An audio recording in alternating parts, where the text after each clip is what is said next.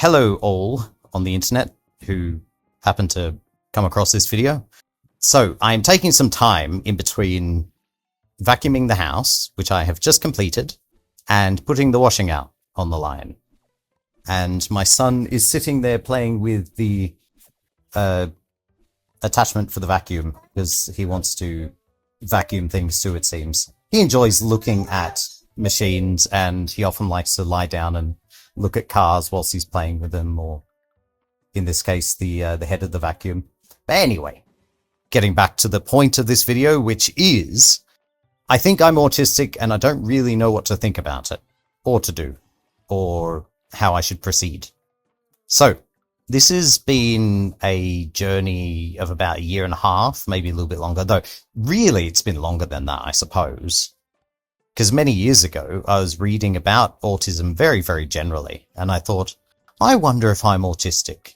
And then I read the description, they said, seeing patterns and things that other people don't. And so I remember being at a bus stop and looking at the sort of, I don't know what it was, like things on the bus stop. The sort of, the sticker things that they put on the glass. And I was like, I can't see any patterns. I couldn't see any patterns on the glass. So at that point, I convinced myself that I probably wasn't autistic because I can't see any patterns that other people can't see. So maybe I'm not. Anyway, come to about, it was about the end of 2024, and I was having a real crisis. My grandfather had passed away. My grandmother had been diagnosed with cancer. And I was just, I suppose, in a bit of a dark place. And it was interesting because every now and again I would watch Jacksepticeye videos. I don't mind his stuff still. I just don't watch a lot of YouTube these days. But I suppose that's what happens when you become a father. Anyway, I was watching a video of his and he said that he was diagnosed with autism. And I'm like, Jacksepticeye? Autism? Surely not. I mean, ADHD I could understand, but autism? And ADHD together? Oh, that sounds a bit odd. Anyway, I watched the video and he'd been clinically diagnosed with autism.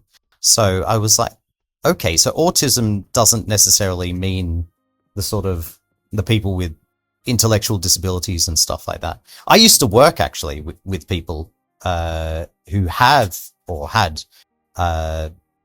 autism, but it was quite profound. And most of them, I think all of them really, apart from maybe one of them, had pretty bad intellectual disabilities as well. So it wasn't just autism. But that was my experience with autism. And I didn't really get very good training. I was just kind of like, okay, we're going to do this like one day thing. Here you go, jump in. You'll be right. This is when I was living in Scotland, which I love. I love Scotland. Anyway, that's besides the point. I had a bit of a different view of what autism was. And it's interesting because I could kind of see some people that I knew who were autistic, but I couldn't relate those things to myself. And it wasn't until this video with Jacksepticeye that I started looking more into autism and kind of the modern discourse around autism. And I found myself on websites, and one of them was the, what was it? Autism. Oh, I don't remember what it's called. It has apparently some controversy around it, but the tests are actual legitimate tests for autism. And so I thought, oh, I'll try some of those and see what happens. And I was going through the questions and I realized that I just did not understand a single bloody thing. I was looking at these words and they were talking about scripting and they were talking about meltdowns, shutdowns and stuff. I'm like, what on earth is any of this? This doesn't make sense to me at all. And so I ended up actually using, oh, here we go, the bad word, AI, to describe what these things meant, because I just didn't understand. And I would look it up online and it just wasn't making any sense to me. So I asked AI, what is scripting? Is it someone who sits down and writes a script before they go and do something? Because I don't do that. And they said not necessarily. It can be just people who kind of think about the flow or how a conversation's going to go on before it actually happens, which is something that I do all the bloody time. For example, before I go to work, I'll have a shower and I'll be sitting there thinking about, almost half unconsciously, about how I'm going to introduce myself in the morning to my colleagues. I would imagine how it would continue into the future and what he would respond with. And ultimately, whenever I would do that, I would actually get to work and it would be entirely different to what I planned in my head. But it wasn't conscious. Like, I wasn't sitting there like, okay, now I have to go and do this. It was just kind of something that my brain sort of, I don't know, fell into. And then they would say, like, ruminating on things that you've said, or, you know, exchanges that you've had. And that's certainly something that happens with me, especially if I say something that I think is of consequence. Like if I'm having an argument with someone, it's like that word or the words I said or the words that someone else said just echo in my mind constantly to a point that I don't know, like it feels right, but it never really does feel right. It's a bit odd. But anyway, these sorts of things started popping up and I'm like, oh, okay, maybe there's something here. And I finished the tests and each one of the tests said, like, you know, pretty damn high score for autism. But I didn't take them at face value because, of course, they're just tests online. Even if they are legitimate tools for diagnosing autism, of course, you can't just take them and say, yep, I am autistic. Thank you very much. It doesn't work like that. So I researched, I started watching channels, I started learning more about autism, and just like so many different things in my life started clicking together. For example, another thing with work, I would go into work and if my boss wasn't there, because there were lots of times where he wouldn't come in until later. So I'd be in early and then he'd be later because he's had health issues and stuff. And so he would come in, and when he came in, he would turn all the lights on. I would never turn them on because I hated them. I didn't like having them on. I always kept them off, and he would come in and was like, oh, you haven't turned the lights on. And I'm like, oh, yeah, sorry, I forgot about that. But really, I just didn't like it. I hated having them on because they're those big fluorescent things that, you know, I don't know, they're just really bright for me. And I don't like the light, the quality of the light. It feels weird. So I would have students as well commenting, oh, you haven't turned the lights on. And I'm like, oh, please don't make me turn them on. I also noticed, because I live in Japan, that I have a lot more interactions. I wouldn't say interactions, actually, probably. I am more exposed to fire engines, ambulances, police cars, because I live in the middle of the city and I'm actually not far away from both a police station and a fire/ambulance station. So I'm very often walking down the street and then one of those emergency vehicles will go past me with sirens blaring. And I found that I had to block my ears. But I would look around at my wife and at other people and no one else was blocking their ears. And I thought, why aren't you guys doing that? That's fucking loud. And they just genuinely didn't understand why I was doing it. I didn't understand why I was doing it.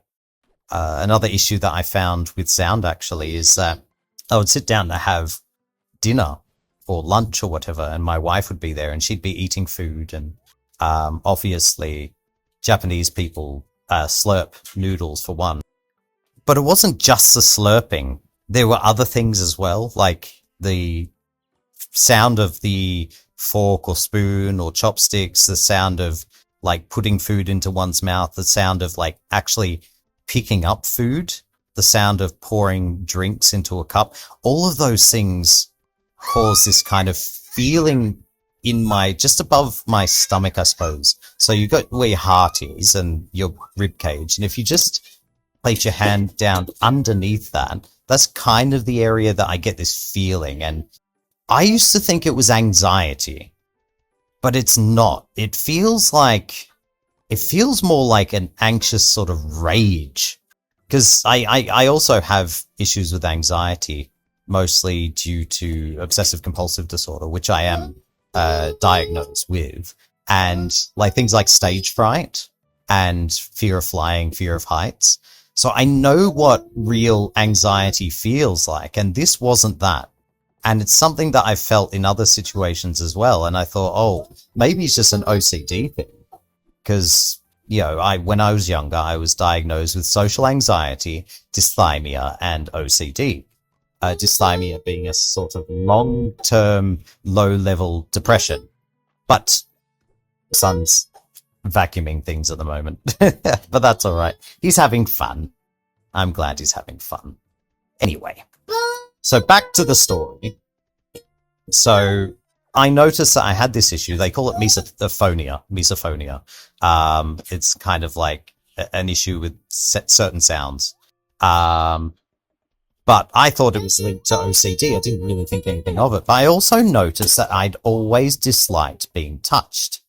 I never liked people hugging me. I always hated shaking hands. I always hated, like, because I grew up in Australia, people would always kiss your cheeks, like women would, of course, kiss your cheeks. Men would shake your hands. People would hug you. And I always disliked it. I always felt uncomfortable. I never liked people touching me.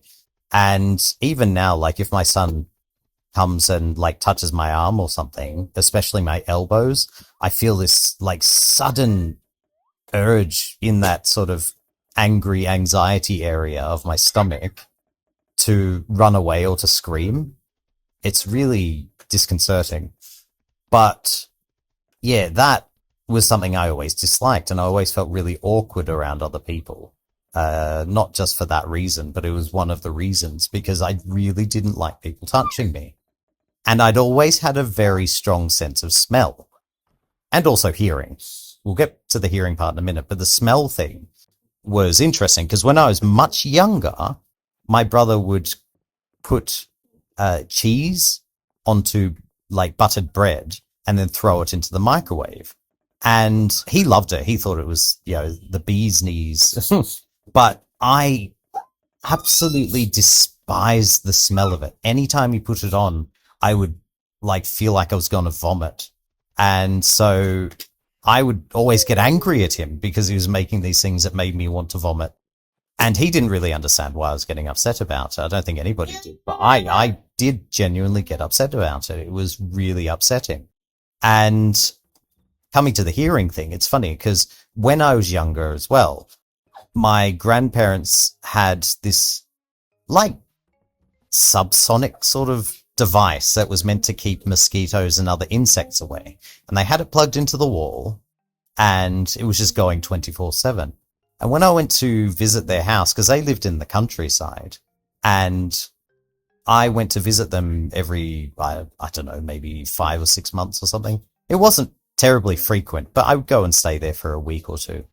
Anyway, I went to visit them and I noticed this high-pitched ringing sound, just constantly ringing. I'm like, what is that sound? It's horrible. What is that? What is that? And I must have been about, I don't know, 13 perhaps. And so I turned around to my grandparents. I'm like, what is that sound? And they said, what sound? We can't hear anything. Eventually, I did a bit of investigation work and I went under the table and I noticed this device plugged into the wall. And I said, what is that? And they said, it's for the insects. And I said, why is it so bloody whiny and high pitched? And they're like, we can't hear a thing. I'm like, you can't. It's horrid. They could not hear a thing. Whereas for me, it was unbearable. I hated it. And eventually I think they ended up turning it off, if I remember correctly, just because it was too much for me, really. But I remember my entire life, I've always been funny about things being on my skin as well. I've never liked moisturizer. I've never liked having sunscreen on my skin. I've never liked having anything on my hands. Anything sticky on my hands, I have to wash my hands, etc. But I put all of these things down to OCD because I figured, oh, well, that's what it must be. But as I've gotten older, I've realized that there's a difference. The difference being that, for example, with the OCD, if I don't do something, it feels like something bad is going to happen. If I don't do something, I'm going to die. If I am something, I'm going to be hated. That sort of thing. For example, if I say that I don't believe in some sort of deity, that deity is going to smite me. Like those sorts of things. Currently, my son is trying to do something, and I don't really know what he's trying. He's trying to get things ready so that we can change his nappy. He was trying to grab at the nappies, but they're up on a thing, and if he pulls it, it's going to bring the whole thing down, so it's quite dangerous. Which is why there are cuts in this audio, because from time to time he'll come over and start talking to me or whatever, and I don't wish to ignore him. But yeah, anyway, back to my story. So I have realized that I have all of these sort of sensory issues that I didn't really think were autism. Or I didn't think they might be autism. I can't say they're definitely autism because I don't have a diagnosis, so I can't really sit there and say, oh, I'm autistic. Hello, guys. But this is what it's leading me to believe. Now, I know that there's also meant to be the social deficit side of things. And that is certainly something that I'm quite aware that I have issues with. So I don't like social things. I enjoy being with people that I know and understand, but I don't like being with people a lot. And I find that I spend a lot of time on my own just because it's easier. I have friends and I enjoy seeing my friends from time to time, but I can only spend so much time with people. I wouldn't say that I'm anxious about things in the sense that I'm particularly worried that people are not going to like me or something. I just find situations to be kind of confusing. I'll give you an example. I went to the kind of like the town hall in Japan with my wife, and we were applying for the My Number card. And I wasn't really part of the process of getting it all set up. My wife did that for me. Not that I can't understand the Japanese, it's just I find it kind of overwhelming to get through all of that sort of bureaucratic stuff. Anyway, so we're at this place, the Kuyakusho, and the lady addresses me all of a sudden, and then she asks me a bunch of questions. Now, number one, she got my son's name wrong, so I'm like, who the hell are you talking about? And two, she was asking me all these questions, but I didn't know what was going on. I had no idea. I wasn't part of the process. I didn't even know that I was going to be questioned about anything. And so all of this just came over me at once, and I was unable to speak.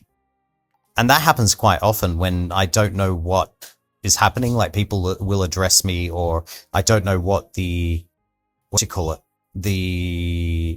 process is.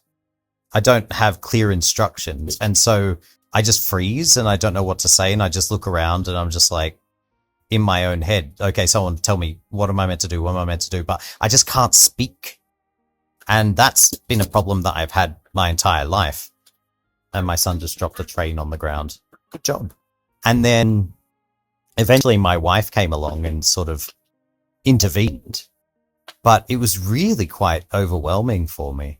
And I had a similar issue earlier this year when I went for a health check, because I didn't know the environment, I didn't know the people, and so I freeze. I don't know what to say, I don't know how to speak. And so even like the simplest words in Japanese just do not come out of my mouth. And yet when I'm with my wife, I can sit there and gas bag until the cows come home. So it's just really quite difficult for me. And I didn't realize that that was something that other people didn't often, like some people probably do, but they didn't often experience as I do. Another thing that I've struggled with my entire life is these sorts of fits of anger. And it goes two ways. Sometimes I get so angry that I scream and then I punch myself or I punch a wall. And I hate it. I absolutely hate it. And then other times it goes the opposite way, that I get so angry that I just cannot speak and I don't speak for like a day. And that's really difficult, not just for me, but for people around me. And I've never really understood why I do that. See, when I was younger, I understood what triggered it, because my brother would come along and he wanted to play with me, play toys or whatever. And I didn't. I wanted to do things on my own. And so he would get upset and kind of knock over whatever I was doing. And I would lose it. I would just be like, how dare you destroy what I've made? And so I would scream and I would say that I hate him. And oftentimes I'd just run. I'd run out of the house and I would not come back for like 3 or 4 hours. And I was just like, I'm never going back home. I'm going to live out in the streets. But that's just how I dealt with it. And then I would get home and, I would have calmed down by then. But I remember one time I was so distraught, so upset that I just trashed my entire room. It was just destroyed. And I didn't understand what was triggering those things. And then I started researching about autism and I started seeing these things being talked about. And I started having vocabulary for it, meltdowns and shutdowns. And people have told me my entire life that when I get angry, I'm scary. But when I'm not angry, I'm the nicest person they know. And that's not hyperbole, because I don't like to talk myself up at all. I don't like being untruthful. But that is literally something that people have told me. And so trying to sort of work out what's going on, that whole Jekyll and Hyde thing, has been really tough. But now I kind of feel like I have a reason for why it's happening. And so I've been trying to implement the things that people recommend for people with autism. And I've found that they've actually been helpful, such as wearing noise cancelling headphones and holding onto a piece of ice, for example. And it really does help. So all of these things really have led me to the conclusion that I'm probably autistic. But there's a problem with that. One, I am an adult with a child and a wife and a job and all those sorts of things. So I don't look like the sort of person that needs, any particular help. And really, I don't want any. If I were to state what I actually wanted from, say, a diagnosis, it would be more so just understanding, I suppose. For example, I might say something at work because my boss often picks me up on saying things that are considered inappropriate, but I don't get it. Like, I don't understand what is inappropriate sometimes, because I have a tendency to just be overly truthful, I suppose. But just in situations like that, it would be nice to just be like, the reason why this is happening is because of autism. Right now, my son is trying to get me to be annoyed, it seems, because he keeps collapsing on me. My son's 3, by the way. But whilst I'm trying to do the recording, and I do pause it, as I've said, to communicate with him and stuff like that, but he doesn't like me doing recording at all. And so he will collapse on me and his head will slam into my head, or he will slam into the Steam Deck, which I'm recording on, or he will kick me in the face and things like that. And I find that difficult. But this comes to my second part, actually. As soon as I started recognizing elements that look like autism in me, I started seeing it in my son as well. But I actually come from a family which has a lot of neurodivergence, because my cousin was diagnosed with somewhat high support needs autism, and my mother's cousin's son is high support needs autism, and then a bunch of other people in my family have ADHD. So my family is an interesting spectrum of different things. But anyway, I think this recording's getting a little bit long, but I definitely want to say that at the end of the day, I just suppose I want verification that I am autistic or I'm not autistic. And if I'm not, then what causes these issues and these differences in me? And I would like for, I suppose, people just to be a little bit patient. That's it, really. I don't want any money. I don't want any, like, support in that sense.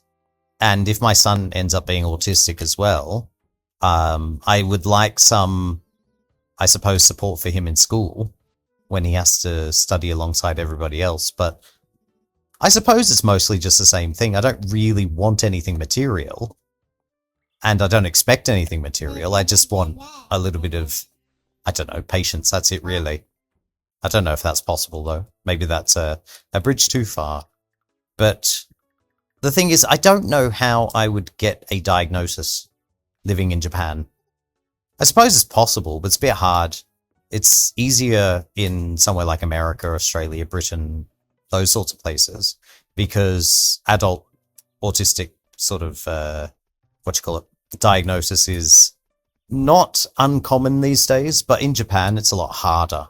So I feel like I have to, for the moment, just kind of live in this quasi-limbo, because I don't really know what to do about it. And on top of that, if I am diagnosed as autistic, I don't know what to do with that knowledge afterwards, apart from the aforementioned, maybe trying to ask people for some patience. But I don't know. I really don't know what this does for the future. I mean, it explains a lot of things, and it makes me feel a little bit more at ease with myself. But I don't know what I do with this going forward. Anyway, if you've made it this far into the video, God, it's almost half an hour, I commend you. But I also want to say, if you have any similar experiences or feelings, or if you're in a similar situation, I'd love to hear from you. It's assuming anybody actually watches this video. But yes, thank you for listening, and I'll probably get back to my regular language stuff and game stuff. Bye bye for now.